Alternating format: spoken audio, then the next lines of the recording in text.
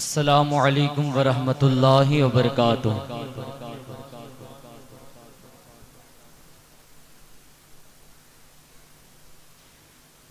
برادران ملت اسلامیہ کو یہ اطلاع دی جاتی ہے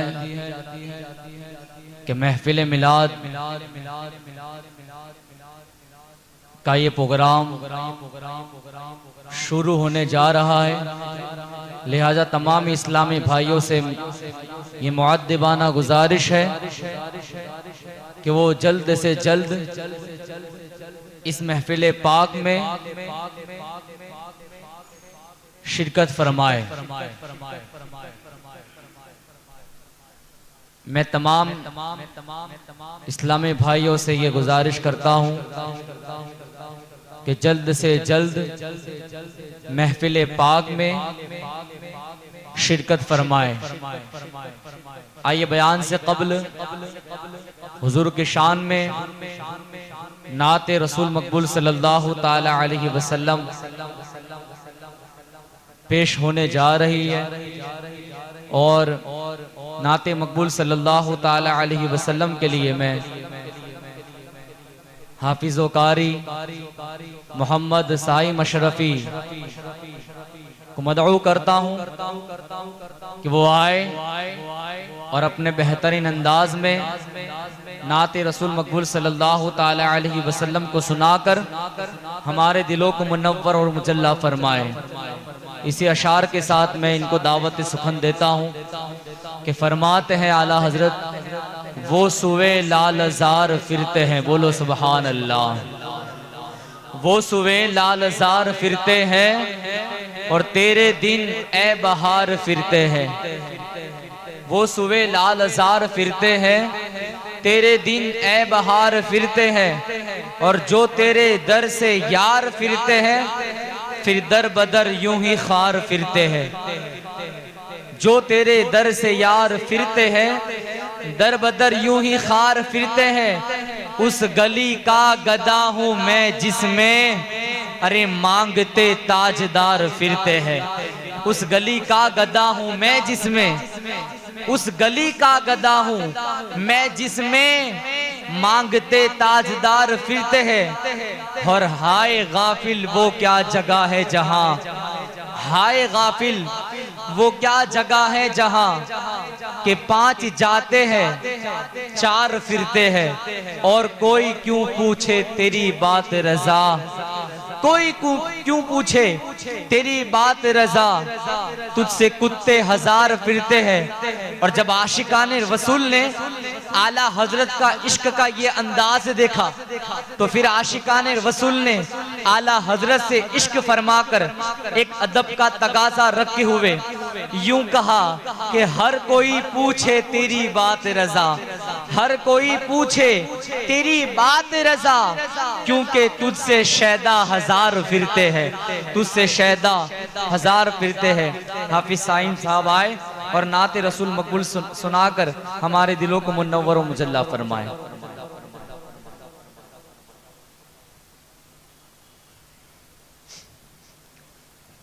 السلام علیکم ورحمۃ اللہ وبرکاتہ۔ نعت مصطفیٰ صلی اللہ تعالی علیہ وسلم کے چند اشعار پیش کرنے سے پہلے آئیے درود پاک نذرانہ پیش کریں۔ پڑھی اللہم صلی علی محمد وعلی آل محمد وبارک وسلم صلی اللہ تعالی علیہ وسلم۔ پڑھیے صلی اللہ علیہ یا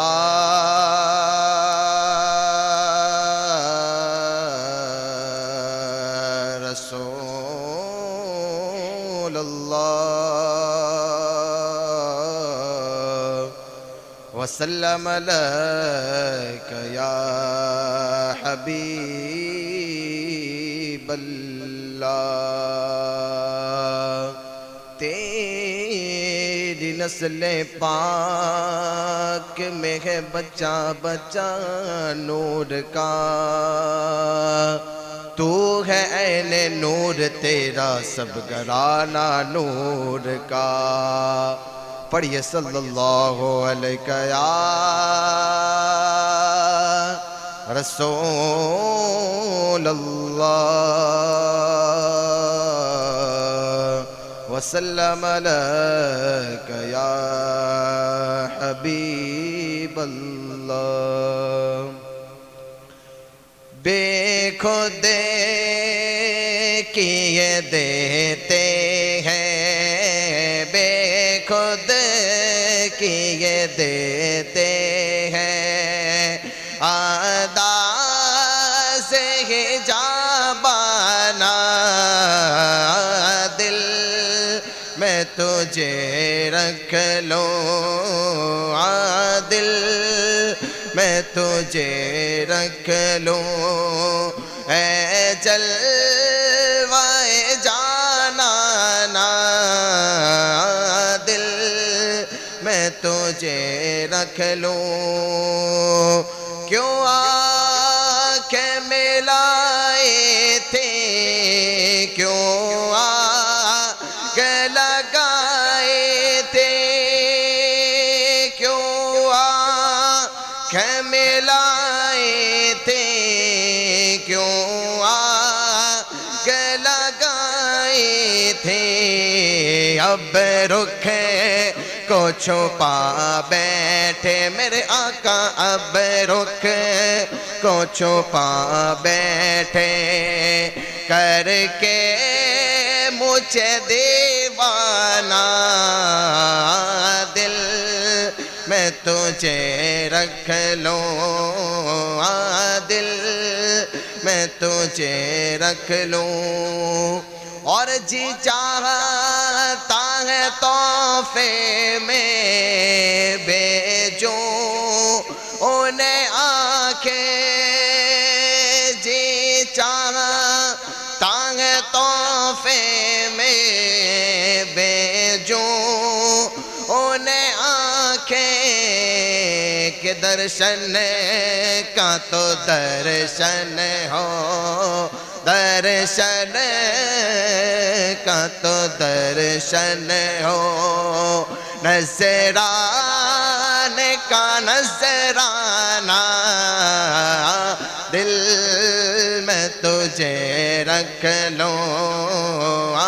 دل میں تجھے رکھ لوں اے جلوہ جانانا دل میں تجھے رکھ لوں اور پینے کو تو پی لوں گا پر عرض ذرا سی ہے پینے کو تو پی لوں گا پر عرض ذرا سی ہے کہ اجمیر کا شاکی ہوں اجمیر کا شاکی ہوں بغداد کا میں کھانا دل میں تجھے رکھ لوں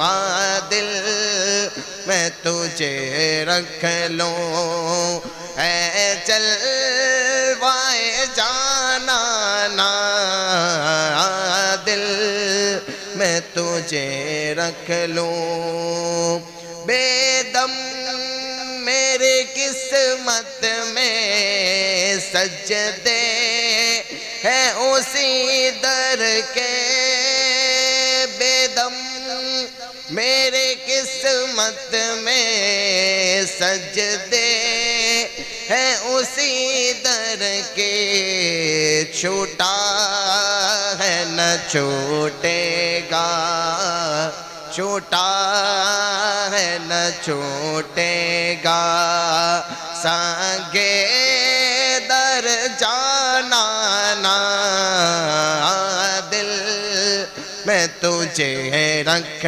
لوں دل میں تجھے رکھ لوں بے خود کیے دیتے ہیں بے خود کیے دیتے ہیں انداز جابانہ دل میں تجھے رکھ لوں دل میں تجھے رکھ لوں، اے جلوائے جانانا دل میں تجھے رکھ لوں، دل میں تجھے رکھ لوں۔ صلو علی الحبیب صلی اللہ علیہ وسلم۔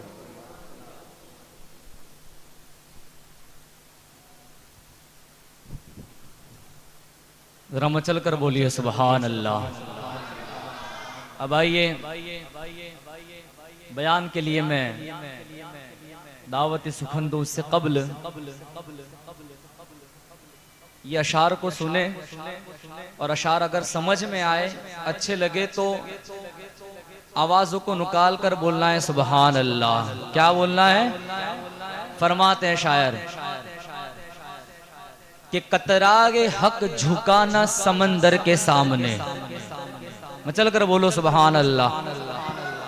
قطرائے حق جھکانا سمندر کے سامنے، اور لاکھوں نے سر جھکایا 72 کے سامنے، لاکھوں نے سر جھکایا 72 کے سامنے۔ قطرائے حق جھکانا سمندر کے سامنے، لاکھوں نے سر جھکایا 72 کے سامنے، اور صدیق کی تلوار سے وہ بچ نہ سکا ہے، ارے جس نے بھی سر اٹھایا پیمبر کے سامنے، جس نے بھی سر جھکایا پیمبر کے سامنے۔ آج کل لوگ یہ کہتے ہیں کہ جس کے پاس تعداد زیادہ اس کے پاس پاور زیادہ، لیکن آپ صحابہ کرام کے اگر ایمان کو پڑھیں گے، اگر ان کے بزرگان دین کے اگر آپ تاریخ کو پڑھیں گے تو آپ کو پتا چلے گا وہ تعداد کا پاور نہیں ہوتا بلکہ ایمان کا پاور معنی رکھتا ہے۔ بولو سبحان اللہ۔ فرماتے ہیں شاعر کہ عشق رسول پاک بھلایا نہ جائے گا، بولو سبحان اللہ۔ عشق رسول پاک بھلایا نہ جائے گا، اور دل میں کسی اور کو بسایا نہ جائے گا، دل میں کسی اور کو بسایا نہ جائے گا۔ جس قلب میں ہو عشق محمد کا بسیرا، تو دوزخ کی آگ میں وہ جلایا نہ جائے گا، دوزخ کی آگ میں وہ جلایا نہ جائے گا۔ اور آپ کیا سمجھتے ہو یہ محفل میلاد کوئی ایسی ویسی محفل ہے؟ نہیں، آؤ اس کا پاور میں آپ کو بتاتا چلوں کہ تاریکیوں میں عشق کی شمع جلا کے دیکھ، ارے تاریکیوں میں عشق کی شمع جلا کے دیکھ، لب پر درود پاک کے نغمے جلا کے دیکھ، لب پر درود پاک کے نغمے سجا کے دیکھ، ارے تجھ پر بھی ہوگی عنایت رسول کی، ارے تو بھی کبھی میلاد کی محفل میں آ کے دیکھ، تو بھی کبھی میلاد کی محفل میں آ کر کے دیکھ۔ اور وعدہ رہا غلام کا جب تک ہے دم میں دم، بولو نا سبحان اللہ۔ وعدہ رہا غلام کا جب تک ہے دم میں دم، چرچا میرے حضور کا ہوگا کبھی نہ کم، مٹ جائیں گے جو ذکر محمد مٹائیں گے، ہم خاک میں ملائیں گے دشمن کے سارے بم۔ آئیے مل کر نعرہ لگائیں، نعرہ تکبیر، نعرہ رسالت، نعرہ رسالت، نعرہ حیدری، سرکار کی آمد، دلدار کی آمد، آقا کی آمد، نعرہ رسالت۔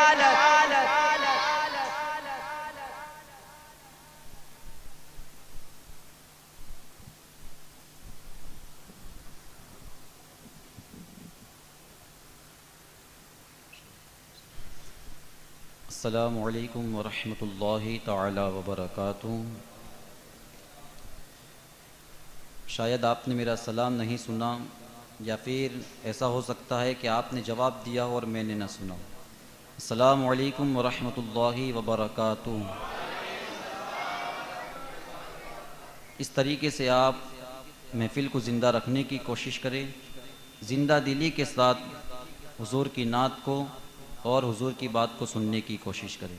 الحمدللہ، الحمدللہ الذی السماوات والارض، الصلاۃ والسلام علی سیدنا حبیبنا کریمنا طبیبنا وقلب طبیبنا محمد وعلی آلہ واصحابہ وازواجہ واہل بیتہ محمد قال الله تبارك وتعالى في القرآن المجيد في أحسن الحديث أعوذ بالله من الشيطان الرجيم بسم الله الرحمن الرحيم لقد كان لكم في رسول الله أسوة حسنة صدق الله العظيم وبلغنا رسوله النبي الأمين الكريم ونحن على ذلك لمن الشاهدين والشاكرين والحمد لله رب العالمين غوث اعظم بمنے بے سروں سامہ مددے قبلہ دی مددے کعبہ ایما مددے انتظار کرم تستمن عینی را اے خدا جو وہ خدا بنو خدا دا مددے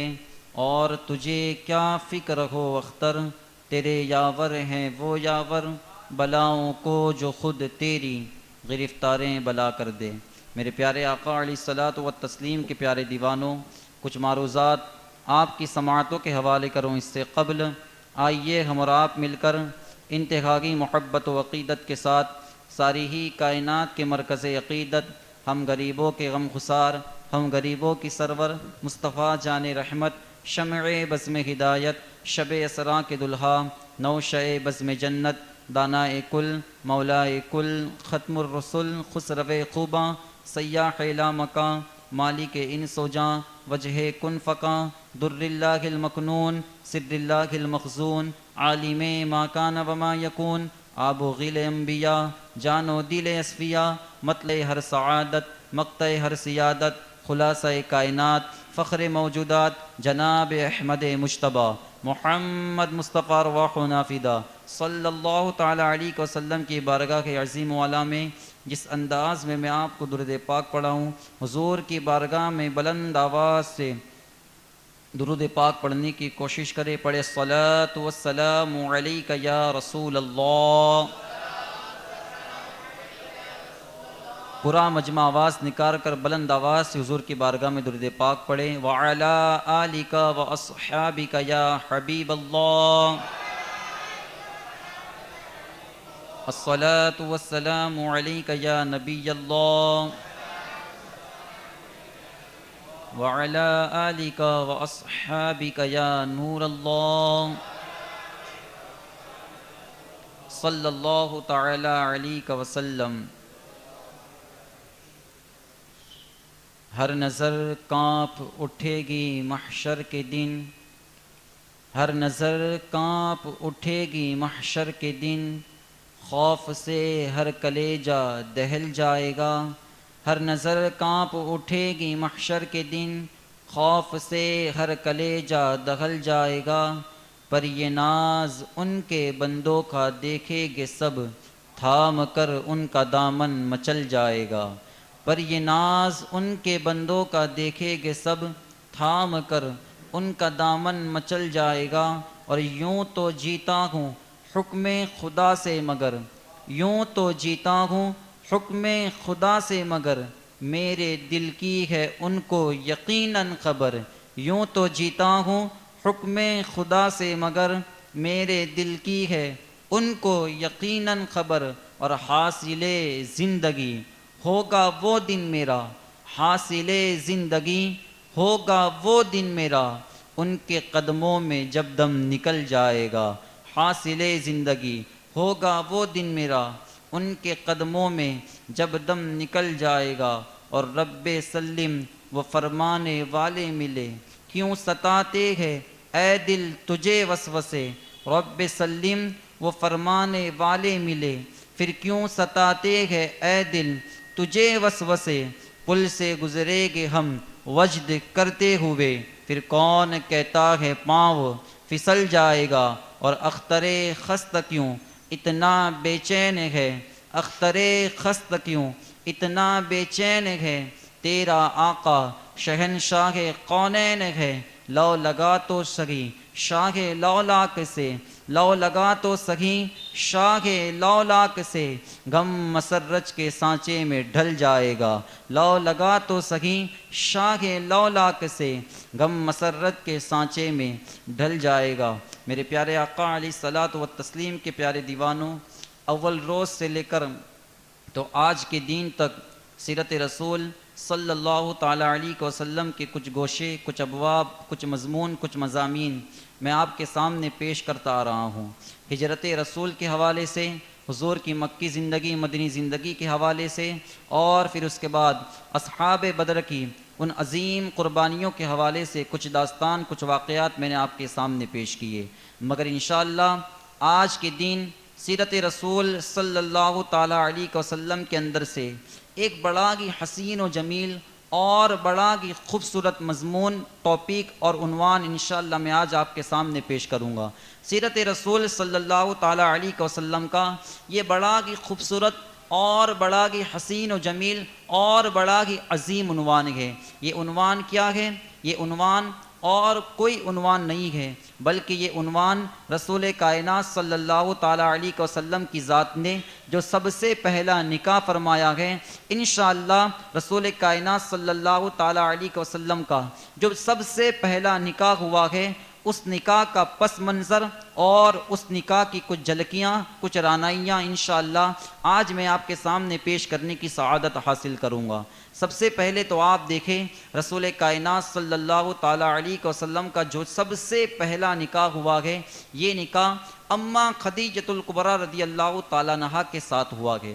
میں اکثر آپ کو یہ کہتا رہتا ہوں کہ جب آپ سیرت سنیں کسی بھی بزرگان دین کی یا رسول اعظم صلی اللہ تعالیٰ علیہ وسلم کی، تو ہمیں صرف سیرت کو سننا نہیں ہے، سیرت کو دھیان سے سننا ہے اور سن کر اسے یاد کرنے کی کوشش کرنی ہے۔ سیرت کو آپ جو ہے کہ پڑھتے نہیں ہیں، مگر جب سیرت آپ کے سامنے پڑھی جائے، پیش کی جائے، تو آپ کو سماعت کر کے اس کو اچھی طریقے سے یاد رکھنے کی کوشش کرنی ہے۔ تو میرے پیارے آقا علیہ الصلوۃ والتسلیم کے پیارے دیوانوں، رسول کائنات صلی اللہ تعالیٰ علیہ وسلم کی ذات جو سب سے پہلا نکاح فرماتی ہے، جو سب سے پہلی شادی کرتی ہے، وہ شادی، وہ نکاح اماں خدیجۃ الکبریٰ رضی اللہ تعالیٰ عنہا کے ساتھ فرماتی ہے۔ حضور کا سب سے پہلا نکاح کس کے ساتھ ہوا؟ بولے اماں خدیجۃ الکبریٰ رضی اللہ تعالیٰ عنہا کے ساتھ۔ اس نام کو یاد رکھے، حضور سب سے پہلا نکاح فرما رہے ہیں اماں خدیجۃ الکبریٰ رضی اللہ تعالیٰ عنہا کی ذات کے ساتھ۔ اور جس وقت رسول کائنات صلی اللہ تعالیٰ علیہ وسلم کی ذات نکاح فرما رہی ہے، اس وقت حضور کی جو عمر شریف ہے پہلے نکاح کے وقت، آپ کی عمر شریف 25 سال ہے۔ بولے کتنے سال ہے؟ اس بات کو یاد رکھے، حضور جو سب سے پہلا نکاح فرما رہے ہیں، آپ کی عمر شریف 25 سال ہے، اور اماں خدیجۃ الکبریٰ رضی اللہ تعالیٰ عنہا کی جو عمر ہے وہ 40 یا 45 سال ہے۔ یعنی اماں کی عمر 40 یا 45 سال ہے، اور رسول کائنات صلی اللہ تعالیٰ علیہ وسلم کی جو عمر شریف ہے وہ عمر شریف 25 سال ہے۔ میرے پیارے آقا علیہ الصلوۃ والتسلیم کے پیارے دیوانوں، جب اماں خدیجۃ الکبریٰ رضی اللہ تعالیٰ عنہا کا نکاح رسول کائنات صلی اللہ تعالیٰ علیہ وسلم کی ذات کے ساتھ ہو رہا ہے، تو اس وقت اماں خدیجۃ الکبریٰ رضی اللہ تعالیٰ عنہا 2 مرتبہ بیوہ ہو چکی ہے۔ یعنی حضور کے پہلے آپ کے 2 نکاح ہو چکے ہیں اور آپ 2 مرتبہ بیوہ ہو چکی ہے۔ یعنی اماں خدیجہ کا جو نکاح حضور کے ساتھ ہوا ہے، اس کے پہلے آپ کے 2 نکاح ہو چکے ہیں، دونوں مرتبہ آپ بیوہ ہو چکی ہے۔ جب آپ دونوں مرتبہ بیوہ ہو چکی تو آپ یہ فیصلہ کرتی ہے، آپ یہ عہد کرتی ہے، آپ یہ نیت کرتی ہے کہ اب میں کسی مرد کے ساتھ نکاح نہیں کروں گی، اب میں تیسری مرتبہ نکاح نہیں کروں گی۔ اس کی وجہ یہ ہے کہ اماں خدیجہ نے 2 مرتبہ نکاح کیا ہے اور دونوں ہی مرتبہ آپ بیوہ ہو چکی ہے۔ دونوں مرتبہ اماں خدیجہ اپنی شوہر کی میت پر رو رہی ہے، دونوں ہی مرتبہ آپ بیوہ ہو چکی ہے۔ تو اماں خدیجہ اب اس کے بعد یہ فیصلہ کرتی ہے کہ تیسرا نکاح میں نہیں کروں گی، تیسرا نکاح اب میں ہرگز نہیں کروں گی۔ میرے پیارے آقا علیہ الصلوۃ والتسلیم کے پیارے دیوانوں، اور بڑی خاص بات اور بڑی نفیس بات یہ ہے کہ زمانہ جاہلیت کے اندر اماں خدیجۃ الکبریٰ رضی اللہ تعالیٰ عنہا کو اہل عرب اور اہل مکہ طیبہ اور طاہرہ کے نام سے یاد کرتے ہیں۔ زمانہ جاہلیت کے آگے ذرا آپ اسے سمجھیں، انشاءاللہ آنے والی چند گفتگو میں آپ کے سامنے زمانہ جاہلیت کو بڑی تفصیل کے ساتھ پیش کروں گا۔ مگر آپ دیکھیں زمانہ جاہلیت کے آگے، زمانہ جاہلیت یہ اچھا دور نہیں ہے، یہ اچھا ماحول نہیں ہے، بڑا ہی پرفتن اور بڑا ہی خطرناک ماحول ہے۔ زمانہ جاہلیت کے اندر کا حال یہ ہے، سگا بیٹا اپنی سگی ماں کے ساتھ زنا کر رہا ہے، جس ماں نے اپنے بیٹے کو جنم دیا ہے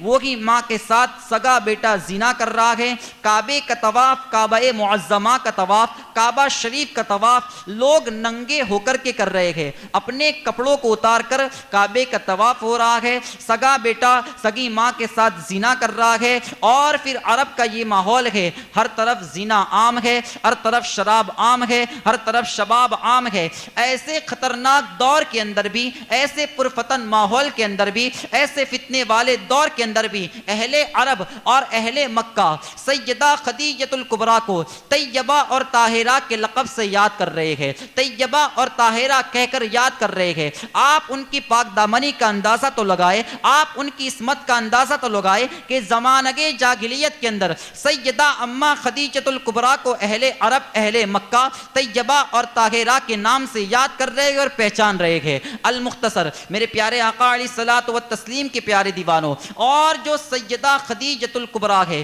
یہ ملکہ عرب ہے، ملکہ تجار ہے، یعنی پورے عرب کنٹری کے اندر، اس دور کے اندر پورے عرب کنٹری میں آپ کے جیسی کوئی مالدار عورت نہیں ہے، آپ کے جیسی کوئی ذہین عورت نہیں ہے، آپ کے جیسی کوئی حسین و جمیل اور خوبصورت عورت نہیں ہے۔ اس بنا پر آپ کو ملکہ عرب اور ملکہ تجار کہا جا رہا ہے۔ بڑے بڑے سرداران مکہ اور قریشان مکہ اور رئیسان مکہ اور رئیسان عرب اور سرداران عرب آپ کی بارگاہ میں نکاح کا پیغام بھیج رہے ہیں۔ خدیجہ ہمارے ساتھ نکاح کر لو خیر ہوگی، خدیجہ ہمارے ساتھ نکاح کر لو بھلائی ہوگی، جتنی بھی مال و دولت ہے ہم تمہارے قدموں پر قربان کریں گے، بس تم ایک مرتبہ ہمارے ساتھ نکاح کر لو، شادی کر لو۔ دراصل بات یہ ہے، سرداران مکہ اماں خدیجہ کے ساتھ اس لیے نکاح کرنا چاہتے تھے کہ پورے عرب کے اندر اماں خدیجہ کو عزت کی نگاہ سے دیکھا جا رہا ہے، تعظیم کی نگاہ سے دیکھا جا رہا ہے۔ اب سرداران قریش یہ سوچ رہے ہیں کہ جب ہمارا نکاح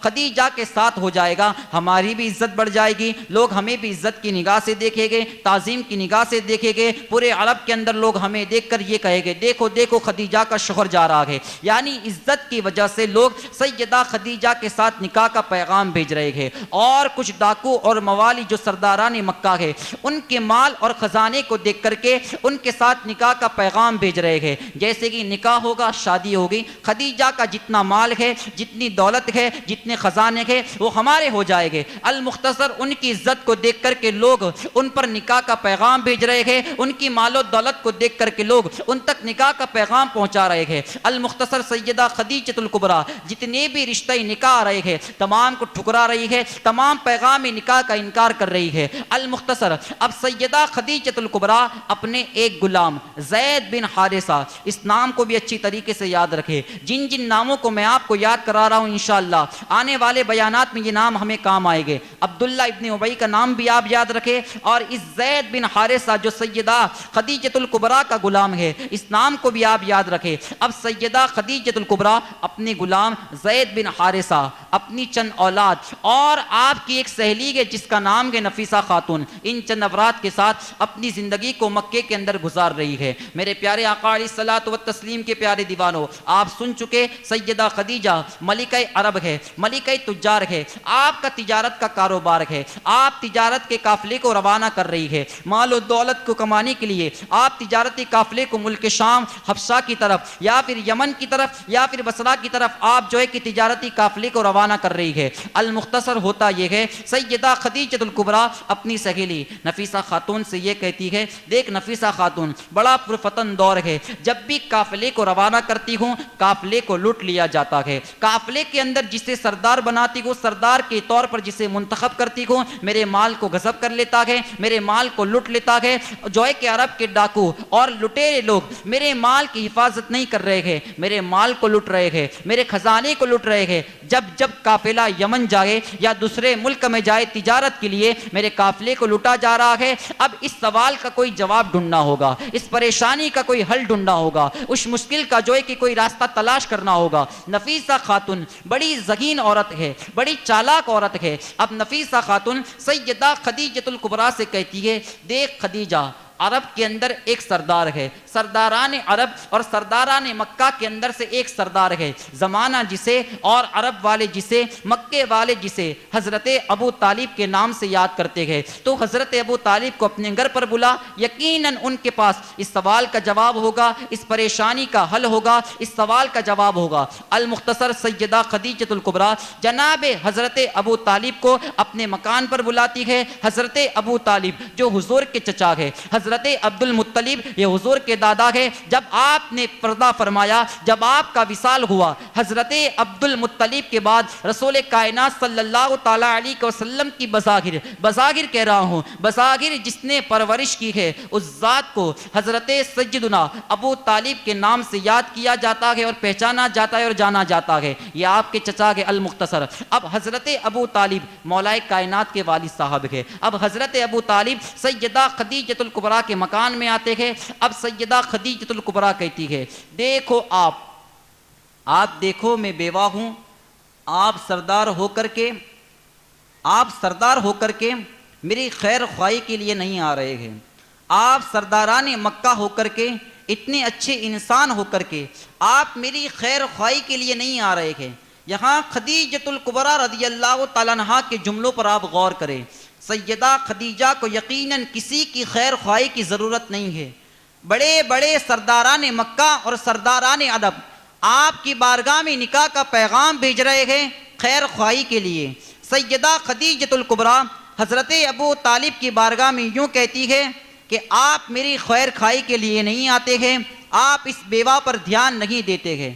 دراصل بات یہ ہے کہ جو مالدار ہوتے ہیں اور مالداری کے ساتھ رب تبارک و تعالیٰ جنہیں شرافت عطا کرتا ہے، مالداری بھی عطا کرتا ہے اور شرافت بھی عطا کرتا ہے، پھر وہ مال کے نشے میں چکنا چور ہو کر کے اگر سامنے والا کوئی بزرگ ہے تو اس بزرگ کی بارگاہ میں گستاخیاں نہیں کیا کرتے ہیں۔ اگر سامنے کوئی اپنے سے بڑا عالم ہے، علم والا ہے، تقوی والا ہے، پرہیزگار والا ہے، تو جو مالدار ہے اور دولت کے ساتھ رب تبارک و تعالیٰ نے جن لوگوں کو شرافت عطا کی ہے، تو شریفوں کا یہ حال ہوتا ہے کہ ان کی بارگاہ میں ایسے جملے کہتے ہیں کہ وہ جملے قابل رشک بن جاتے ہیں، یعنی ان کی توہین نہیں کرتے ہیں۔ اب سیدہ خدیجۃ الکبریٰ یقیناً ان کو خیر خواہی کی ضرورت نہیں ہے، ہزاروں غلام ان کی خدمت کے اندر موجود ہے، مگر جیسے کہ حضرت ابو طالب آتے ہیں تو کہتے ہیں سیدہ خدیجۃ الکبریٰ آپ خیر خواہی کے لیے نہیں آتے ہیں۔ حضرت ابو طالب نے کہا خدیجہ بتاؤ بات کیا ہے۔ اب پورا ماجرا سیدہ خدیجہ نے سنایا، اس طرح کا معاملہ ہے، یہ پریشانی ہے، یہ جو ہے کہ یہ پریشانی، یہ تکلیف ہے۔ اب حضرت ابو طالب جو ہے کہ وہاں سے اٹھ کر مکہ شریف کے قریب آتے ہیں، کعبہ شریف کے قریب آتے ہیں، اور کعبہ شریف آ کر کے آپ لوگوں میں یہ اعلان کرتے ہیں کون ایسا بندہ ہے جو مالدار ہونا چاہتا ہے، کون ایسا بندہ ہے جو مال و دولت کمانا چاہتا ہے، کون ایسا بندہ ہے جو مالدار ہو کر کے مال و دولت اور خزانے کو کمانا چاہتا ہے۔ اس وقت جو لٹیرے لوگ تھے، اس وقت جو ڈاکو لوگ تھے، وہ حضرت ابو طالب کی بات کو سن کر کے ان کے پاس آتے ہیں اور کہتے ہیں یقیناً ہم مالدار ہونا چاہتے ہیں، مال و دولت کو کمانا چاہتے ہیں۔ اب حضرت ابو طالب کہتے ہیں اگر تم مال و دولت کو کمانا چاہتے ہو، پیسہ کمانا چاہتے ہو، خزانے کے خواہش مند ہو، تو پھر تم ایک کام کرو، یہ کام بڑا نفیس ہے اور یہ کام بڑا بہتر کام ہے، جلد سے جلد اور جو ہے کہ آسان طریقے سے تم مالدار بن جاؤ گے۔ اہل عرب اور اہل مکہ کہتے ہیں بات کیا ہے، طریقہ کیا ہے، جو ہے کہ آپ جو کہہ رہے ہیں اس پریشانی کا حل کیا ہے۔ اب حضرت ابو طالب کہتے ہیں کہ ملکہ عرب جو ہے جسے خدیجہ کہا جاتا ہے، ملکہ تجار جو ہے جسے خدیجہ کہا جاتا ہے، تم کاروبار کے اندر، تجارت کے اندر، بزنس کے اندر اس کے پارٹنر بن جاؤ۔ حضرت ابو طالب کیا کہہ رہے ہیں، تم خدیجہ کے ساتھ تجارت کے اندر، بزنس کے اندر، کاروبار کے اندر اس کے پارٹنر بن جاؤ۔ اب جیسے کہ عرب والے اس بات کو سنتے ہیں تو کہتے ہیں حضرت ابو طالب کیا آپ ہماری غربت کا مذاق اڑا رہے ہیں، کیا آپ ہماری غریبی کا مذاق اڑا رہے ہیں؟ آپ نہیں جانتے ہیں کہ ملکہ فردوس جو ہے کہ ملکہ عرب کس درجے کی مالدار ہے اور ہم کس درجے کے غریب ہیں، بھلا اس کے ساتھ ہم پارٹنری کس طریقے سے کر سکتے ہیں، اس کے ساتھ ہم کاروبار میں پارٹنرشپ کس طریقے سے لے سکتے ہیں؟ اب حضرت ابو طالب کہتے ہیں سیدہ خدیجہ جو مال لگا رہی ہے اس کی طرح اس کی مقدار میں تمہیں مال نہیں لگانا ہے. تم سے جتنا ہو سکتا ہے اتنا مال لگاؤ. 2 بکری لا سکتے ہو 2 بکری لگاؤ, 4 بکری لا سکتے ہو 4 بکری لگاؤ, 10 دینار لا سکتے ہو 10 دینار لگاؤ, 50 دینار لا سکتے ہو 50 دینار لگاؤ, 100 اونٹ لا سکتے ہو 100 اونٹ لگاؤ, 1 اونٹ کا بچہ لا سکتے ہو صرف 1 اونٹ کا بچہ لگاؤ. یعنی تم جتنا لا سکتے ہو اتنا لگاؤ. اب جب قافلہ تجارت کے لیے جائے گا, تجارت سے آنے کے بعد جب وہ منافع کمائے گا, تو تم نے 2 گائیں لگائی ہے 2 بکری لگائی ہے, تو 2 بکری کے مطابق تمہارا جو بھی منافع ہو تم اس سے لے لینا. اس طریقے کی ترغیب حضرت ابو طالب لٹیروں اور ڈاکو کو دے رہے ہیں. ڈاکوؤں کو ذہن کھلا اور کہا ہاں اسی طریقے سے تو مال و دولت کمائی جا سکتی ہے. اب ڈاکو جو ہے کہ چیتاونی ہو گئے, ڈاکو جو ہے کہ اب ہوشیار ہو گئے. اب ڈاکوؤں کو پتا چل گیا اب جو قافلہ تجارت کے لیے جائے گا اس میں جو مال ہوگا وہ مال صرف خدیجہ کا نہیں ہوگا بلکہ اب وہ مال ہمارا ہوگا. اب اس تجارتی قافلے کے سامنے کوئی آنکھ اٹھا کر کے بھی دیکھے گا ہم اس کی آنکھ کو نوچ لیں گے. اگر کوئی لٹنے کی کوشش کرے گا, یعنی لٹیروں کو حضرت ابو طالب کام پر لگا رہے ہیں, جو مال و دولت کو لٹا کرتے تھے اب وہ تجارتی قافلے کے لیے روانہ ہو رہے ہیں. یہ حضرت ابو طالب کا ذہن ہے. نکموں کو کام پر کس طریقے سے لگانا ہے یہ حضرت ابو طالب جانتے ہیں. لٹیروں کو کام پر کس طریقے سے لگانا ہے, بے روزگاری کو کس طریقے سے ختم کرنا ہے, یہ حضرت ابو طالب جو ہے کہ اس بات کو اچھی طریقے سے جانتے ہیں. المختصر اب قافلہ جو ہے کہ روانہ ہونے والا ہے. اب حضرت ابو طالب سیدہ خدیجۃ الکبریٰ کے وہاں آتے ہیں اور سیدہ خدیجہ کو کہتے ہیں تمہاری جو مشکل ہے وہ آسان ہو چکی ہے, تمہارا جو کٹھنائیاں ہے اب جو ہے کہ وہ آسان ہو چکی ہے, راستہ نکل چکا ہے. قافلے والوں کے اندر اب جو ہے کہ جو تمہارا مال لٹا کرتے تھے وہ بھی اب تمہاری تجارتی قافلے کے اندر مال و دولت کو لگائے گے. المختصر بڑی دھیان کے ساتھ اس بات کو سماعت کرے. اب اس کے بعد سیدہ خدیجہ حضرت ابو طالب سے کہتی ہے آپ کو پتا ہے کہ میرا جو مال ہے عرب کے اندر تو محفوظ ہو چکا ہے, عرب کی حدود میں تو محفوظ ہو چکا ہے, عرب کے اندر کوئی میرے مال کو نہ لوٹے گا, مگر میرا مال تو ملک یمن جاتا ہے, ملک شام جاتا ہے, سرزمین بصرہ جاتا ہے. وہاں پر میرے مال کی حفاظت کس طریقے سے ہوگی, وہاں پر میرے مال کی حفظ و امان کس طریقے سے ہوگی. عرب والے تو عرب میں رہ کر میرے مال کی حفاظت کر لے گے, مگر جو ہے کہ ملک شام, ملک یمن اور بصرہ کی سرزمین پر میرے تجارتی قافلے کی حفاظت کس طریقے سے ہوگی. اب آپ دیکھیں سیدہ خدیجہ کی زبان سے آخر یہ کلمات نکل ہی گئے. سیدہ خدیجہ کہتی ہے, کیا کہتی ہے, میں نے سنا ہے آپ کا ایک بھتیجا ہے, بڑا حسین و جمیل ہے, بڑا خوبصورت ہے, لوگ اسے صادق الوعد الامین کہتے ہیں, لوگ اسے امانت دار کہتے ہیں, لوگ اسے صادق سچا کہتے ہیں, لوگ اسے امین امانت دار کہتے ہیں. وہ گرتوں کو تھامتا ہے, بے سہاراؤں کی مدد کرتا ہے, نیچوں کو اونچے مقام تک لاتا ہے, یعنی جو بھی گرنے والا ہوتا ہے اس کا ہاتھ پکڑ کر وہ تھام لیتا ہے, گرتوں کو وہ نیچے گرنے نہیں دیتا ہے, بیواؤں کی مدد کرتا ہے, بیواؤں کی مدد کرتا ہے. تو اگر آپ اپنے بھتیجے کو ملک شام کی طرف روانہ کرے تو جتنا منافع اور جتنی دولت میں دوسروں کو دیا کرتی ہوں 2 گنا, جتنی دولت میں دوسرے کو دیا کرتا ہوں اس سے 2 گنا میں تمہارے بھتیجے کو دوں گی. اور خاص بات یہ بھی یاد رکھے ابھی سیدہ خدیجہ نے ابھی تک حضور کے چہرے کی زیارت نہیں کی ہے, حضور کو دیکھا نہیں ہے, نہ کہ حضور نے بظاہر سیدہ خدیجہ کو دیکھا ہے. اب حضرت ابو طالب کہتے ہیں ہمارے خاندان کے اندر کسی نے مزدوری نہیں کی ہے, ہمارے خاندان میں کسی نے مزدوری نہیں کی ہے, میرا بھتیجا بھی غیرت والا کے باغیرت ہے, مزدوری نہیں کرے گا, جو کہ ملک شام جانے کے لیے روانہ نہیں ہوگا. سیدہ خدیجہ کہتی ہے آپ کو جو کچھ کرنا ہے وہ کام کرے, اگر وہ جائے گے آپ کے بھتیجے 2 گنا مال انہیں دیا جائے گا, 2 گنا جو ہے کہ منافع انہیں دیا جائے گا. حضرت ابو طالب کہتے ہیں یقیناً وہ جائے گے تو نہیں, مگر ان کی ایک خوبی کو میں اچھی طریقے سے جانتا ہوں. حضور کی خوبی کیا ہے؟ حضرت ابو طالب کہتے ہیں ان کی ایک خوبی کو میں بڑی ہی اچھی طریقے سے جانتا ہوں. المختصر اب جناب حضرت ابو طالب حضور کی بارگاہ میں پہنچ رہے ہیں اور جا کر کے یہ عرض کرتے ہیں بھتیجے محمد, کیا کہتے ہیں, بھتیجے محمد, اب میں عمر کے صلی اللہ تعالی علیہ وسلم اب میں عمر کے اس آخری حصے پر پہنچ چکا ہوں,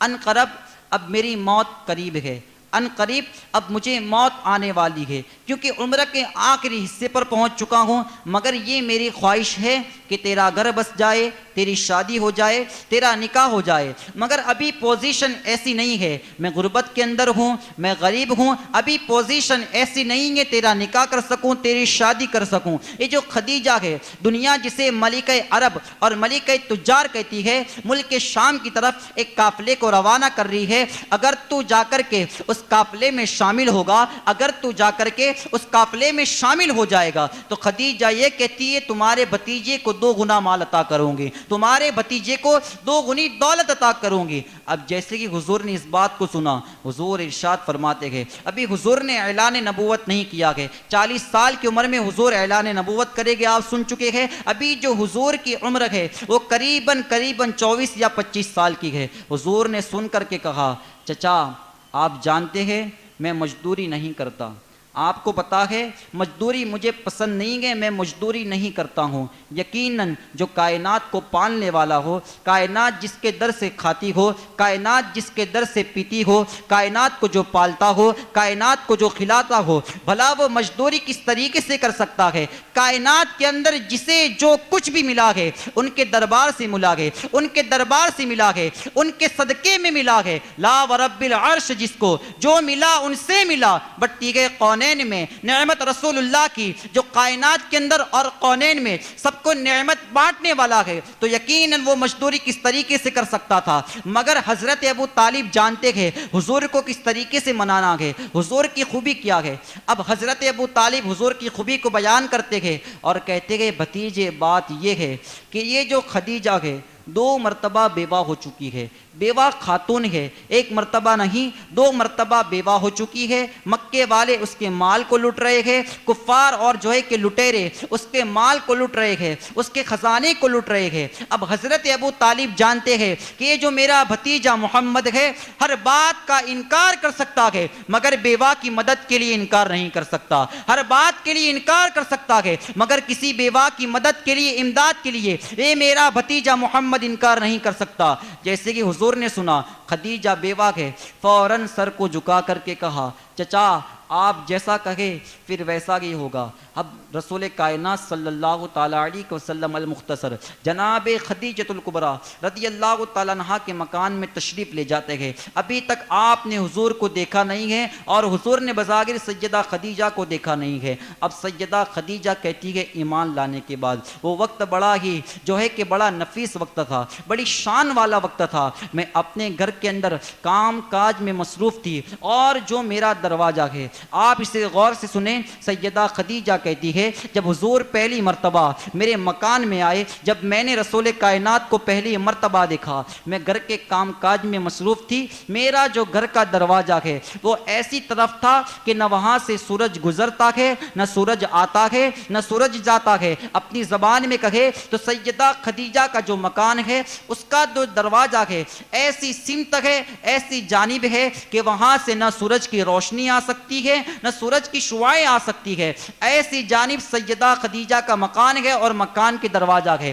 اب سیدہ خدیجہ کہتی ہے گھر کے کام کاج میں مصروف تھی، میں کیا دیکھتی ہوں گھر کی دیواروں پر، گھر کی دیوار پر سورج کی شعاعیں آ رہی ہے، گھر کی دیواروں پر سورج کی روشنی آ رہی ہے۔ میں بڑی حیران ہوئی، بڑی ہی حیران ہوئی، حیران ہو کر کے میں یہ دیکھتی ہوں ابھی تک تو میرے گھر کے اندر سورج کی شعاعیں نہیں آئی ہے، سورج کی روشنی نہیں آئی ہے، مگر آج یہ حالات کیا ہے، آج یہ منظر کیا ہے، میرے گھر کے اندر سورج کی شعاعیں کس طریقے سے آ رہی ہے، سورج کی روشنی کس طریقے سے آ رہی ہے۔ سیدہ خدیجہ کہتی ہے حیران ہو کر کے، حیران میں مبتلا ہو کر کے میں پیچھے مڑتی ہوں تو کیا دیکھتی ہوں وہ آسمان کا سورج نہیں تھا بلکہ وہ مکے کا سورج تھا۔ دنیا والے جسے محمد عربی روحی فدا صلی اللہ تعالیٰ علیہ وسلم کے نام سے یاد کرتے اور جانتے ہیں، سیدہ کہتی ہے جیسے کہ میں نے محمد کو دیکھا صلی اللہ تعالیٰ علیہ وسلم وسلم ان کے چہرے کو دیکھتی رہی، ان کے رخسار کو دیکھتی رہی، ان کی بھووں کو دیکھتی رہی، ان کی جو ہے کہ ان کے گفتار کو دیکھتی رہی،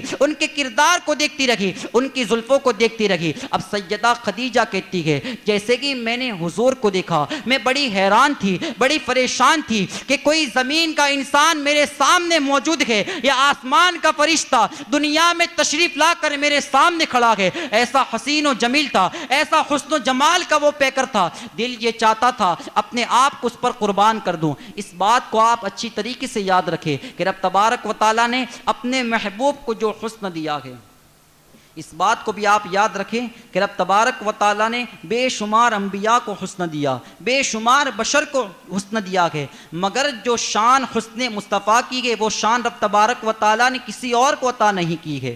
کس طریقے سے؟ حضور کے حسن کا یہ سب سے بڑا معجزہ ہے۔ کیا معجزہ ہے؟ عام طور پر آپ دیکھیں کہ رسول کائنات صلی اللہ تعالیٰ علیہ وسلم کے حسن کی یہ شان ہے۔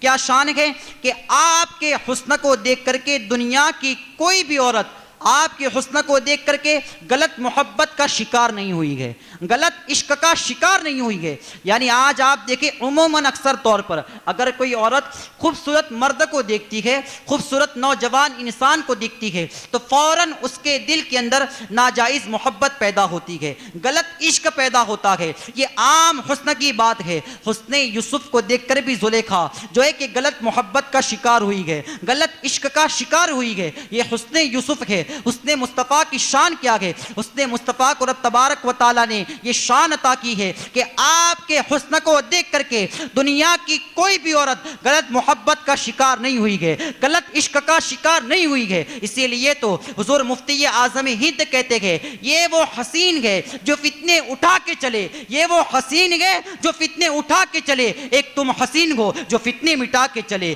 ایک تم حسین ہو جو فتنے مٹا کے چلے۔ یہ حسن مصطفیٰ کی شان ہے۔ آپ کے حسن کو دیکھ کر کے کائنات کی کوئی بھی عورت غلط محبت اور غلط عشق کا شکار نہیں ہوئی ہے۔ المختصر اب سیدہ خدیجۃ الکبریٰ المختصر اب آپ دیکھیں اور ایک بات کو اچھی طریقے سے یاد رکھیں، جو نئی نئی باتیں ہیں آپ کے سامنے پیش کر رہا ہوں۔ عموماً اکثر طور پر لوگ یہاں بھول کھاتے ہیں سیرت کو پڑھتے وقت۔ کیا بھول کھاتے ہیں؟ لوگوں کو یہ نہیں پتا کہ جو سیدہ خدیجۃ الکبریٰ ہے یہ کوئی جاہل عورت نہیں ہے، یہ کوئی جاہل عورت نہیں ہے، زمانہ جاہلیت میں رہ رہی ہے مگر کوئی جاہل عورت نہیں ہے۔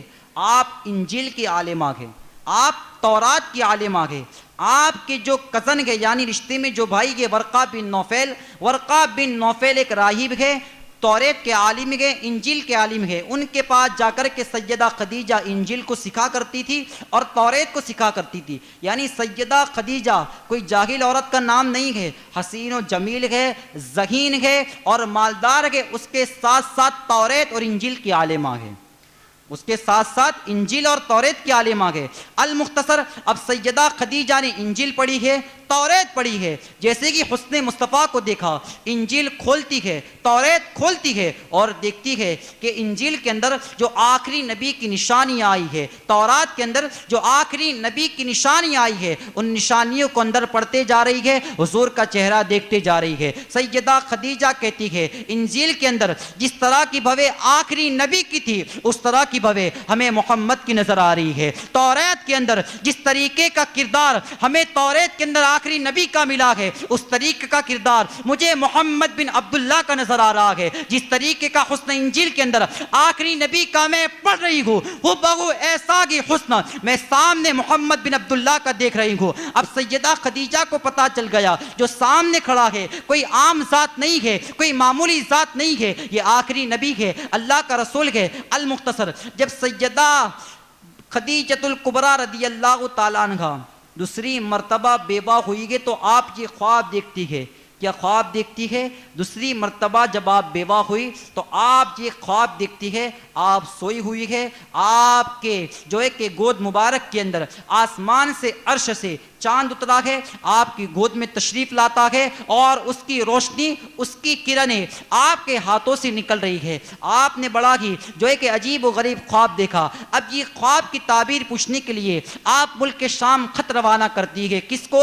بحیرہ راہب کو، جو ملک شام کا سب سے بڑا راہب ہے۔ آپ خط روانہ کرتی ہے، اس خواب کی تعبیر کیا ہے۔ وہاں سے جو بحیرہ راہب ہے، وہاں سے جو بحیرہ راہب ہے اب حضور کی میلاد کو بیان کر رہا ہے اور کہہ رہا ہے، کیا کہہ رہا ہے؟ خدیجہ مبارک ہو، خدیجہ مبارک ہو، خدیجہ مبارک ہو، جو آخری نبی ہے اس کائنات کے اندر جلوہ گر ہو چکے ہیں، جو آخری نبی ہے اس بزم کائنات میں تشریف لا چکے ہیں۔ اب ان قریب تم اس آخری نبی کی جوزہ بننے والی ہو، ان قریب تم اس آخری نبی کی بیوی بننے والی ہو۔ سیدہ کو پتا چل گیا میرے سرتاج سامنے کھڑے ہیں، جس کی میں بیوی بننے والی ہوں، جس کا تذکرہ انجیل میں ہے، جس کا تذکرہ تورات میں ہے۔ اب وہ نبی آخری زمان صلی اللہ تعالی علیہ وسلم کی ذات اب میرے سامنے موجود ہے۔ المختصر اب سیدہ خدیجہ الکبریٰ حضور پردے کے پیچھے کھڑے ہیں، بات چیت ہوتی ہے، قافلہ کس طریقے سے جائے گا، کہاں سے جائے گا، کس طریقے سے تجارت ہوگی۔ اب سیدہ خدیجہ الکبریٰ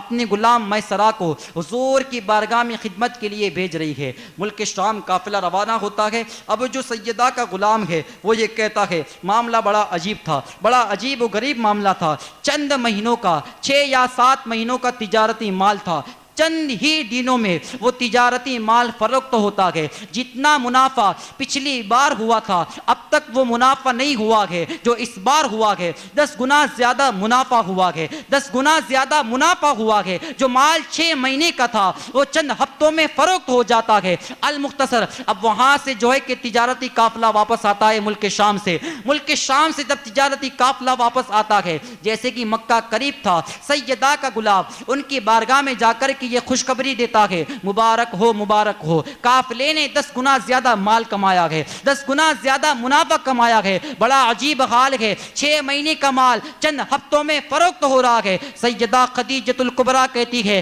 میں نے اس مرتبہ تجھے مال کے لیے نہیں بھیجا ہے، اس مرتبہ میں نے تجھے تجارتی قافلے کے لیے نہیں بھیجا ہے۔ بتا بتا جس کے لیے میں نے تجھے روانہ کیا ہے کیا تو نے دیکھا کہ نہیں دیکھا؟ بتا بتا محمد میں تو نے کیا عیب دیکھے گے، محمد بن عبداللہ میں تو نے کیا کیا عیب دیکھے گے؟ بحیرہ المختصر جو ہے کہ ان کا غلام کہتا ہے، سیدہ کیا بتاؤں، آقا زادی کیا بتاؤں، ساتھ میں گیا تھا، بڑا عجیب معاملہ دیکھتا ہوں، جیسے جیسے محمد بن عبداللہ چلتے چلے جاتے ہیں بادل ان پر جو ہے کہ سایہ کرتے جاتے ہیں، مٹی اڑ رہی ہے، ان کے دامن کو مٹی نہیں لگ رہی ہے، مکھیاں اڑ رہی ہے، ان کے لباس پر، ان کے بدن مبارک پر، ان کے بدن اطہر پر جو ہے کہ مکھی بیٹھ نہیں رہی ہے، گرد و غبار اڑ رہی ہے، ان کے بدن پر گرد و غبار نہیں اڑ رہی ہے۔ المختصر جہاں جہاں بیٹھتے گئے جو درخت ہے ان پر اپنی ٹہنیوں کو لمبا کر کے چھایا کر رہا ہے، چھاؤں کر رہا ہے، بادل سایہ کر رہے ہیں،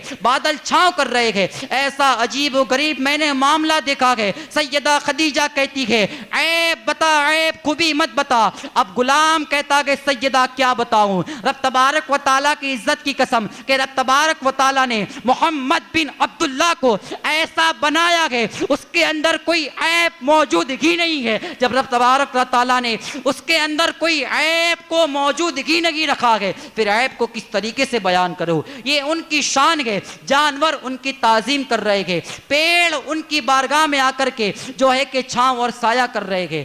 المختصر اب سیدہ خدیجہ کو پتا چل گیا یہ کہ آخری نبی ہے۔ نفیسہ خاتون سے کہلوا رہی ہے ان سے رشتے کی بات کرو۔ حضور نے کہا جو شریف لوگ ہوتے ہیں ان کا رشتہ بازاروں میں اور جو ہے کہ محلے میں طے نہیں ہوتا ہے، شریف لوگوں کا رشتہ ان کے بڑے طے کیا کرتے ہیں، جو شرافت والے ہوتے ہیں ان کا رشتہ ان کے بڑے طے کرتے ہیں۔ المختصر ان کا نکاح پھر حضرت ابو طالب جو ہے کہ طے کرتے ہیں، ان کی شادی ہوتی ہے، ان کا نکاح ہوتا ہے۔ اب یہاں سے اہل بیت رسالت صلی اللہ تعالی علیہ وسلم کے عظیم پھول کھلنے والے ہیں، اہل بیت رسالت کا جو گلستان کھلنے والا ہے، جو گلدستہ کائنات کے اندر پیش ہونے والا ہے، یہاں سے اس کی شروعات ہو رہی ہے۔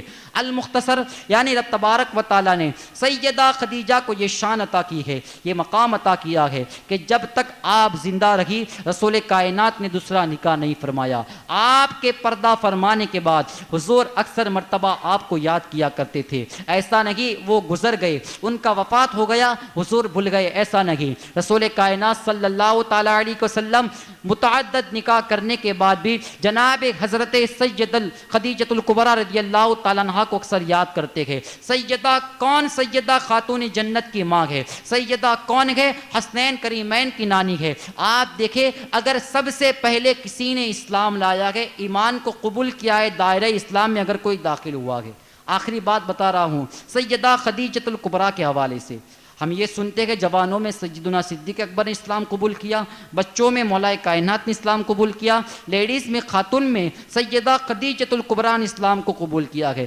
مگر اس پر امت کا اجماع ہے کہ سیدنا ابو بکر صدیق رضی اللہ تعالیٰ عنہ سے پہلے بھی، مولا کائنات سے پہلے بھی اگر کسی نے حضور کی ذات پر ایمان لایا ہے، کسی نے کلمہ پڑھا ہے، کوئی دائرہ اسلام میں داخل ہوا ہے تو اسی ذات کو سیدہ خدیجۃ الکبریٰ رضی اللہ تعالیٰ عنہ کی ذات کہا جاتا ہے۔ سب سے پہلے ایمان لانے والی ہے، سب سے پہلے حضور کی ذات پر ایمان لانے والی ہے، سب سے پہلے اسلام کے دائرے میں داخل ہونے والی ہے، سب سے پہلے اپنے مال و دولت کو اسلام کے لیے حضور کے قدموں پر قربان کرنے والی ذات کا نام سیدہ خدیجۃ الکبریٰ ہے۔ آپ نے پوری زندگی حضور کی بارگاہ میں اپنے مال و دولت کو قربان کیا ہے، اپنی پوری زندگی حضور کے ساتھ وفا کی ہے، اپنی پوری زندگی پر حضور نے جو حکم اور جو باتیں کہی ہے اس پر سیدنا خدیجۃ الکبریٰ رضی اللہ تعالیٰ عنہ حق طریقے سے اور صحیح طریقے سے آپ اتری ہے۔ یعنی سیدہ خدیجۃ الکبریٰ رضی اللہ تعالیٰ عنہ کی یہ شان ہے کہ جو ملکہ فردوس سے بری ہے، جو جنتی عورتوں کی سردار ہے، جو جنتی عورتوں کی سردار ہے، اگر اس کی جنت کسی کے قدموں کے نیچے ہے تو اسی ذات کو سیدنا خدیجۃ الکبریٰ رضی اللہ تعالیٰ عنہ کی ذات کہا جاتا ہے۔ آپ سیدہ فاطمہ کی والدہ ہیں اور پھر حسنین کریمین کی نانی ہے۔ پوری زندگی پر آپ نے حضور کے قدموں پر اپنے مال و دولت کو قربان کیا ہے۔ اللہ کی بارگاہ میں دعا کرتے اسی طریقے سے ہم بھی اپنے جان و مال کو رسول کائنات صلی اللہ تعالیٰ علیہ وسلم کے نام پر، ان کے دین پر قربان کرنے کی کوشش کرے۔ اللہ ہمیں ہدایت دے سیرت مصطفیٰ پڑھنے کی، اس پر عمل کرنے کی۔ اللہ تبارک و تعالیٰ کی بارگاہ میں دعا ہے دوران بیان کسی بھی طرح کی خطا و لغزش ہوئی ہو، تمام خطاؤں کو معاف فرمائے، تمام بیانات پر ہم تمام کو عمل کرنے کی نیک توفیق رفیق عطا فرمائے۔ وما علینا الا البلاغ۔ صلاۃ والسلام کے لیے کھڑے ہو جائیں۔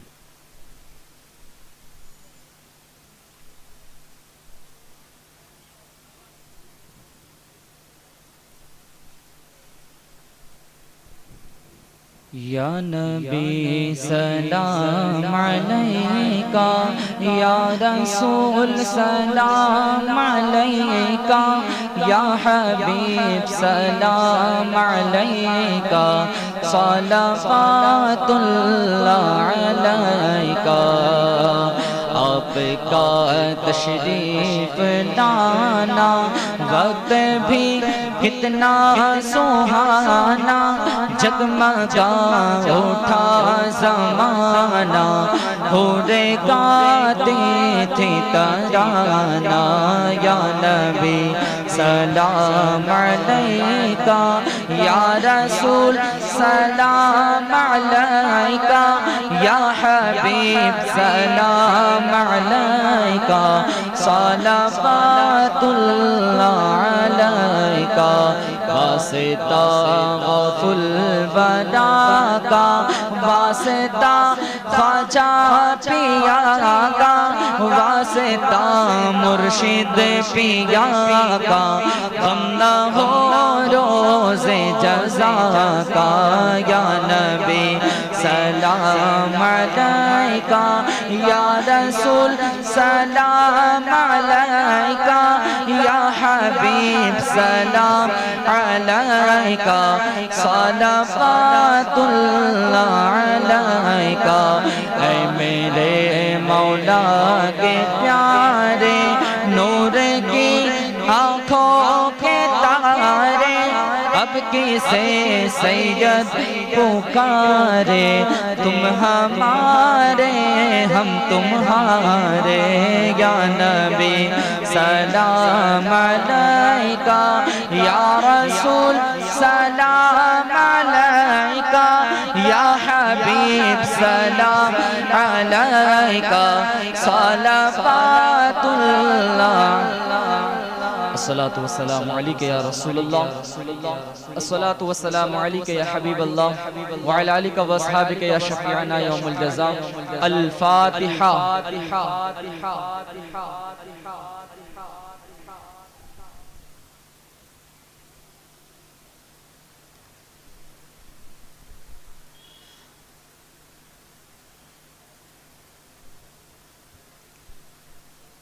اللہم صلی علی سیدنا مولانا محمد وبارک وسلم، صلاۃ و سلام علیک یا سیدی یا رسول اللہ، وسلم علیک یا حبیب اللہ، صلی اللہ علی محمد صلی اللہ علیہ وسلم۔ یا مالک و مولا پروردگارہ مولا تبارک و تعالی، محفل میلاد شریف میں عشاء کی نماز کے بعد سے لے کر اب تک مولا تبارک و تعالی جو کچھ بھی پڑھا گیا سنا گیا، ختم خواجگان شریف ہوئے مولا تبارک و تعالی، سلسلہ شجرہ شریف پڑھا گیا مولا تبارک و تعالی، نعت پاک رسول صلی اللہ تعالی علیہ وسلم گنگنائی گئی مولا تبارک و تعالی، سیرت محمد مصطفیٰ صلی اللہ تعالی علیہ وسلم کو ہم نے سنا مولا تبارک و تعالی، ہمارے بیٹھنے میں سننے سنانے میں اگر کسی طرح کی کوئی کوتاہی لغزش ہو، خطا ہو تو معاف عطا فرما، اپنے شان کریمی کے صدقے میں اس کا بے حساب اجر و ثواب عطا فرما۔ سب سے پہلے اس کا ثواب آقا نامدار محمد عربی مصطفیٰ صلی اللہ علیہ وسلم کی مقدس بارگاہ میں نظر کرتے ہیں، اسے قبول منظور فرما۔ آقا کے صدقہ توسل تمام جملہ انبیاء کرام علیہم السلام، صحابہ کرام، صحابیات، ازواجات مطہرات، نبیین، صدیقین، شہداء، صالحین، بزرگان دین، اولیاء کاملین، غوث کتب تعالی مستقل اندر کی روحوں کو اس کا ثواب عطا فرما۔ حضرت آدم علیہ السلام سے لے کر اب تک اور اب سے لے کر صبح قیامت تک جتنے بھی مومن بندر بندی آنے والے اور عاشق تمام کی روح کو اس کا ثواب عطا فرما۔ بالخصوص مولا تبارک و تعالی جتنے بھی لوگ یہاں پر حاضر گئے تمام کے مرحوم رشتہ داروں کو اس کا ثواب عطا فرما۔ یا اللہ ہمارے مرحومین کے بے حساب مغفرت عطا فرما، جنت الفردوس میں اعلیٰ سے اعلیٰ مقام عطا فرما۔ بالخصوص مولا تبارک و تعالی اس محفل پاک کی نیاز جن کی طرف سے ہے جناب انس بھائی منوا، مولا تبارک و تعالی بالخصوص ان کے کاروبار میں رزق میں بے پناہ برکت نازل عطا فرما، اور مرحوم اشاق بھائی، یعقوب بھائی پٹیل اور مرحوم محمد حسین منوا، ان دونوں مرحومین کو بھی اس کا ثواب عطا فرما۔ دونوں مرحومین کی قبر کی منزلوں کو آسان فرما، حشر کی منزلوں کو آسان فرما، پل صراط اور میزان کی منزلوں کو آسان فرما۔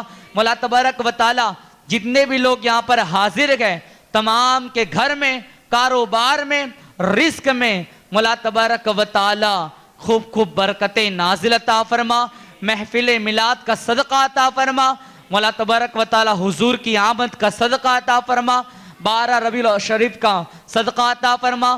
مولا تبارک و تعالی جتنے بھی لوگ یہاں پر حاضر گئے جو بیمار گئے انہیں شفائے کاملہ عاجلہ عطا فرما۔ مولا تبارک و تعالی یہ موسم ایسا موسم ہے مولا تبارک و تعالی اس کے اندر کچھ عاشقان وصول زکام کے مرض میں مبتلا ہو کر کے پریشان ہیں، بالخصوص ہمارے ہی مسجد کے پیش امام مولانا محمد اسحاق صاحب نقشبندی، مولا تبارک و تعالی آپ کو شفائے کاملہ عاجلہ عطا فرما۔ مولا تبارک و تعالی حضور کی میلاد کا صدقہ عطا فرما، ان کے علم میں، عمل میں، عمر میں بے پناہ برکتیں نازل عطا فرما۔ مولا تبارک و تعالی جہاں کہیں بھی مسلمان پریشان حال گئے تمام کی پریشانیوں کو دور عطا فرما، تمام کو مولا تبارک و تعالی جو بے اولاد گئے انہیں نیک اور صالح اولاد عطا فرما، جو مانگا وہ بھی عطا فرما، جو مانگنے سے رہ گیا حضور کی میلاد کا صدقہ عطا فرما۔ لخمسۃ اطفی بگا حر الباغ الحاتمہ المصطفیٰ والمرتضی وابناہما والفاطمہ ان اللہ وملائکتہ یصلون علی النبی یا ایہا الذین آمنوا صلوا علیہ وسلموا تسلیما۔ اللہم صلی علی سیدنا مولانا محمد وبارک وسلم، صلاۃ و سلام علیک یا سیدی یا رسول اللہ، صلی اللہ علی محمد صلی اللہ علیہ وسلم۔ سبحان ربک رب العزت عما یصفون وسلام علی المرسلین والحمد للہ رب العالمین۔ حق لا الہ الا اللہ محمد رسول اللہ صلی اللہ علیہ وسلم۔